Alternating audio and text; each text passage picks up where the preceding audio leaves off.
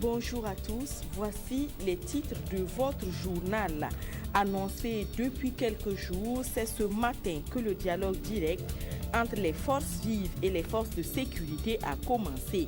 Les échanges doivent permettre d'identifier les sources d'incivisme chez les uns et chez les autres afin de travailler à les éradiquer. Et puis, il faut mettre les nourrissons le plus tôt possible au sein. C'est le message que le projet Alive and Thrive véhicule dans la boucle du Mouhoun et le reste du Burkina. Les acteurs veulent convaincre au moins 60% des mamans que l'allaitement maternel exclusif protège leurs enfants. Merci de suivre le 13h15 de la télévision du Burkina. Les Burkinabés se parlent pour mettre fin aux actes d'incivisme qu'ils vivent au quotidien. Ils sont réunis en ce moment à la salle des conférences de Ouaga 2000. Le dialogue de ce 9 mai devait s'achever par la signature d'un pacte républicain de citoyenneté. Ini Janine Kambiri.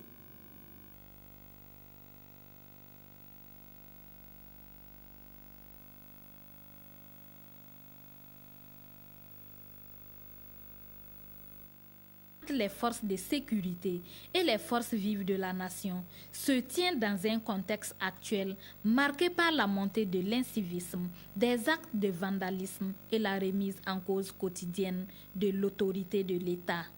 Des actes qui trouveraient leur origine dans 27 ans d'impunité des crimes économiques et de sang entretenus par le régime déchu. Une situation qui met en péril la sécurité et la stabilité du pays. D'où une halte pour les fils et filles du Faso pour dialoguer et réfléchir. À titre indicatif, on ne compte plus le nombre des services de police et de gendarmerie saccagés ou pris d'assaut par des populations pour exiger la libération d'individus interpellés pour des faits délictueux avérés, sans compter les mairies contraintes de fermer ou les palais de justice incendiés. En dépit des multiples et nombreuses sollicitations et la contrainte de mandats qui lui sont dévolus, la transition s'emploie à mettre fin à l'impunité, en témoigne la tenue des États généraux de la justice pour une justice plus indépendante et opérationnelle, l'installation de la Haute Cour de justice, l'audit sur la gestion des lotissements et le début des interpellations des fossoyeurs de la République. C'est pourquoi cette rencontre tient toute sa pertinence. Des échanges sortiront des résolutions et des recommandations à même de ramener la culture du civisme au Burkina. Les travaux aboutiront aussi à la signature d'un pacte social, dit pacte républicain de citoyenneté.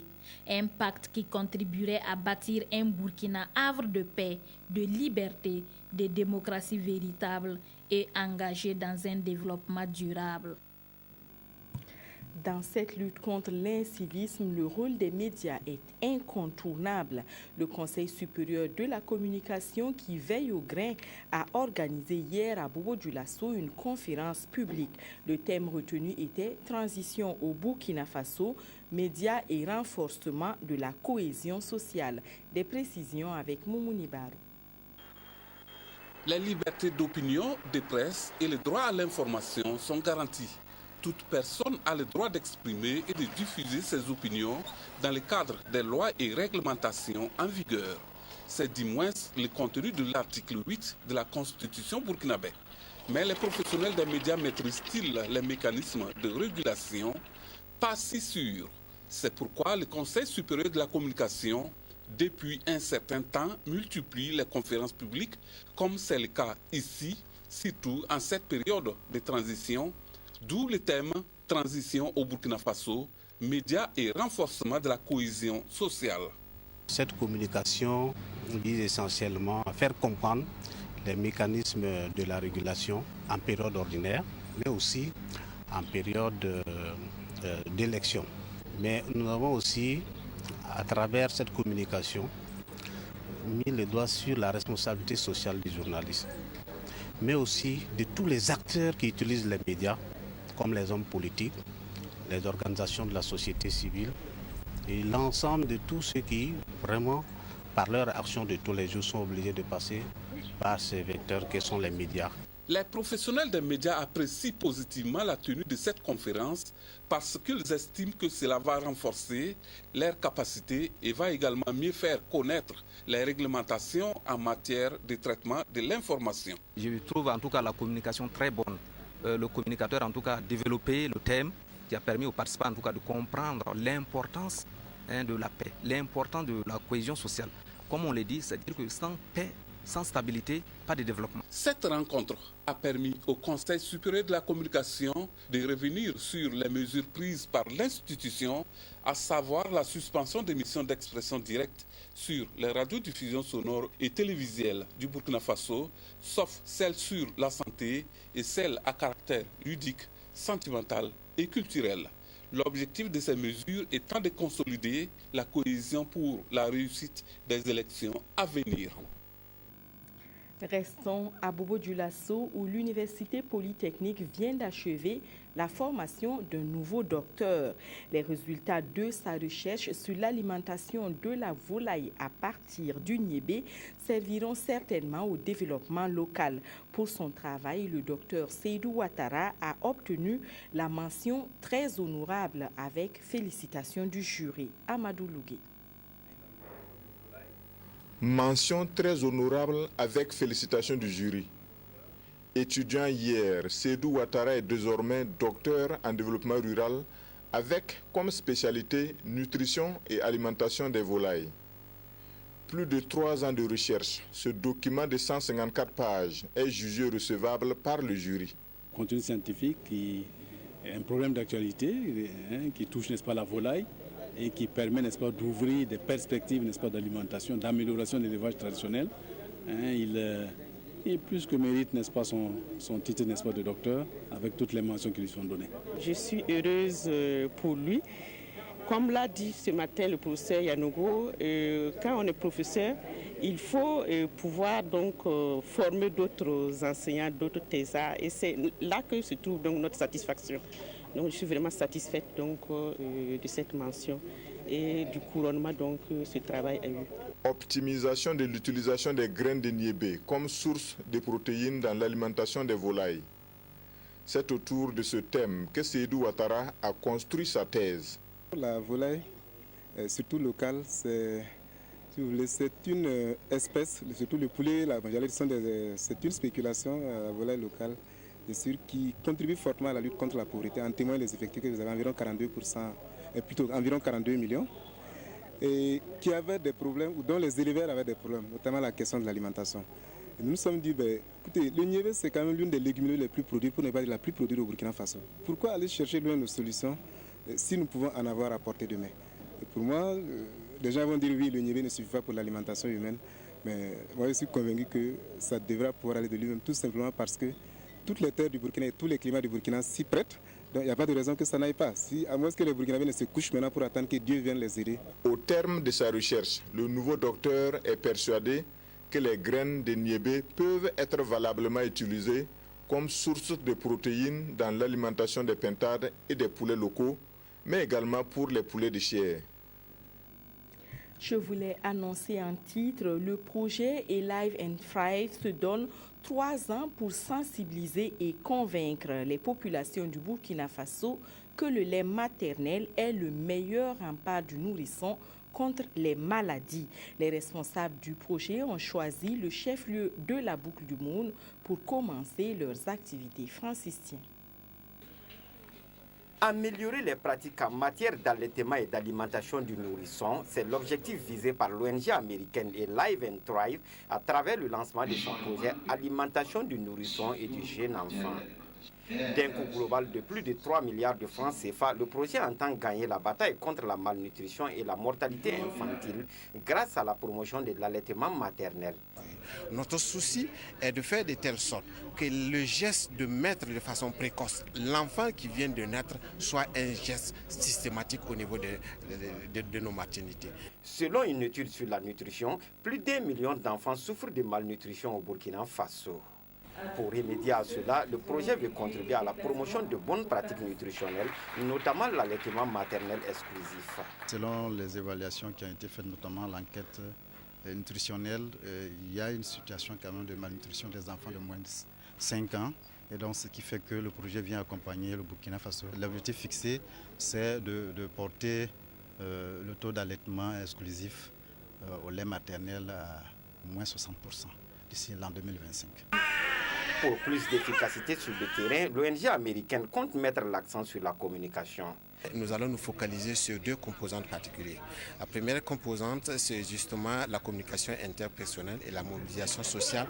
Il y a également que justement nous allons avoir des causeries pour permettre justement un changement de comportement en faveur de l'allaitement maternel. L'implication des différents acteurs et le suivi du projet permettra de réajuster les tirs en cas de nécessité. Et la réduction de la mortalité des moins de 5 ans permettra peut-être de réduire les exclusions de femmes accusées de sorcellerie dans les villages. Une chose est sûre, la mise en œuvre du projet d'Elwendé a permis d'améliorer le sort des femmes exclues qui vivent au centre d'Elwendé de Tanguin ou à la cour de solidarité de Paspanga. Le plaidoyer qui se mène en ce moment vise la pérennisation des actions de ce projet que l'UNESCO a lancé il y a 1 an. Estelle Judith Assogba. Après le lancement du projet Intégration de la vulnérabilité dans les politiques publiques pour promouvoir l'inclusion sociale et la lutte contre la pauvreté et la discrimination des groupes les plus défavorisés, connu sous l'appellation projet d'Elwendé, les décideurs politiques, autorités coutumières, religieuses et les acteurs de la société civile œuvrant dans la promotion des droits humains se retrouvent une fois de plus au centre d'Elwendé de Tanguin. Objectif, poursuivre leur combat en vue de la réinsertion sociale de ces femmes brutalement arrachées de leur famille. Donc, il s'agit non seulement de travailler à améliorer leurs conditions de vie, à faire que ce soit elles-mêmes qui produisent leur propre richesse. Mais ce n'est pas tout. C'est pour aussi travailler à ce que la situation sociale, la situation des mentalités évolue de manière à ce qu'elles puissent rejoindre leur foyer d'origine. Un chapelet de recommandations a été égrené à l'adresse de tous. En ce qui concerne les communautés nationales, il y a lieu de s'impliquer individuellement dans la sensibilisation continue en vue du changement de mentalité, de témoigner du respect et de défendre les droits des victimes pour restaurer leur dignité humaine. Pour le ministère de l'Action sociale et de la solidarité nationale, il y a lieu d'accompagner psychologiquement les pensionnaires du centre d'Elwendé en vue de l'acceptation de leur relogement, de suivre l'adoption du projet de loi portant protection et promotion des droits des personnes âgées et le texte d'application y afférent. Les 3 ministres concernés par la situation de ces femmes ont invité l'assistance à multiplier les actions de sensibilisation en vue du changement des mentalités et de l'éradication de cette forme de violence. Tout en reconnaissant les efforts fournis à leur égard pour leur bien-être, elles sollicitent davantage d'autres soutiens. L'UNESCO nous a aidés à réussir nos activités génératrices de revenus et aussi la commercialisation. Nous en sommes heureuses. Nous refusons cependant de rejoindre le nouveau site de relogement. Nous demandons qu'on réfectionne là où nous sommes pour que nous continuions de bénéficier de l'assistance de bonne volonté. Ces acteurs sont unanimes que cette forme d'exclusion sociale à la peau dure et impose une lutte de longue haleine. Mais avec l'engagement de tous, ils vaincront ce combat contre cette pratique ancestrale. L'Office national de l'eau et de l'assainissement a apporté sa contribution pour une plus grande efficacité des sapeurs-pompiers sur le terrain. L'ONEA a remis une ambulance aux soldats du feu. C'était le 7 mai dernier. Amandine Lalsaga.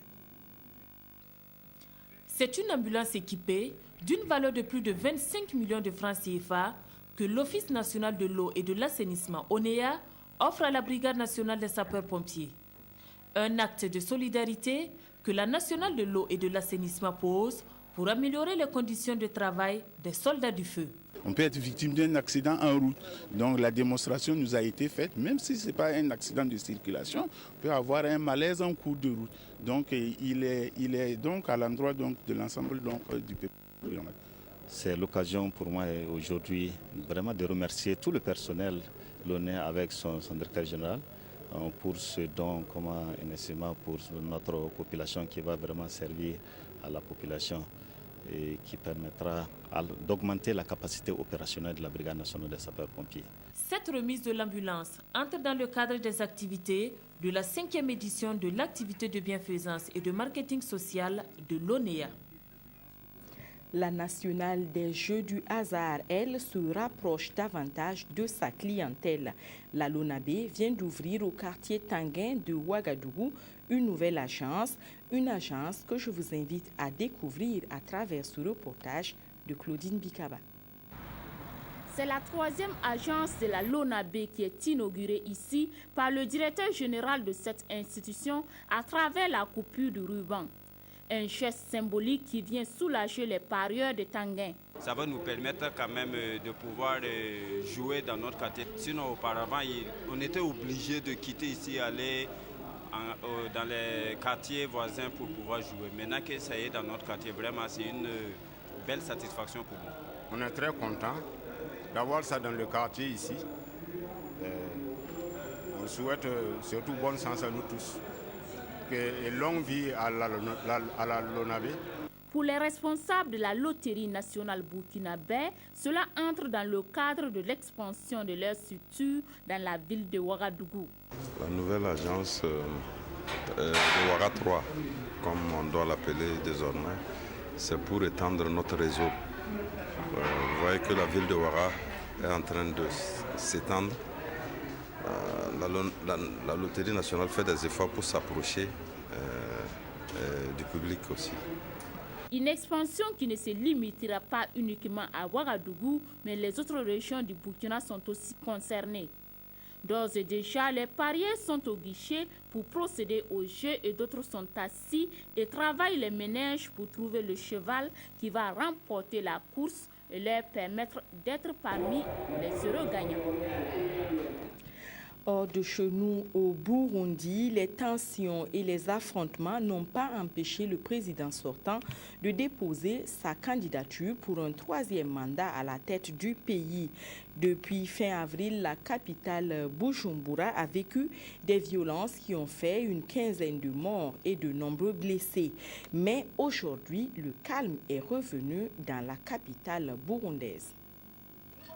À Bujumbura, une trêve décidée ce samedi au lendemain des affrontements entre la police et des centaines de détracteurs du président burundais. Les manifestants protestaient contre la candidature à un 3e mandat du président Nkurunziza. Selon les défenseurs des droits de l'homme, ces affrontements ont fait au moins 17 morts depuis le 26 avril dernier. Cette police est contre nous, dit cet homme. Ils nous tirent dessus en plein jour. L'armée ne nous aide pas, mais nous n'abandonnerons pas. Nous allons nous battre, nous devons rester ici. Malgré les vives protestations, le président Pierre Nkurunziza a déposé vendredi sa candidature à l'élection du 26 juin prochain. Candidature pour un 3e mandat considéré comme anticonstitutionnel par l'opposition. Les troubles qui agitent le Burundi ont provoqué le départ de dizaines de milliers de réfugiés vers les pays voisins. Selon les observateurs, depuis le début de la crise, plus de 50 000 Burundais se sont réfugiés au Rwanda, en Tanzanie et en République démocratique du Congo. C'est tout pour ce journal. Bon week-end à tous et à toutes. Je vous retrouve demain.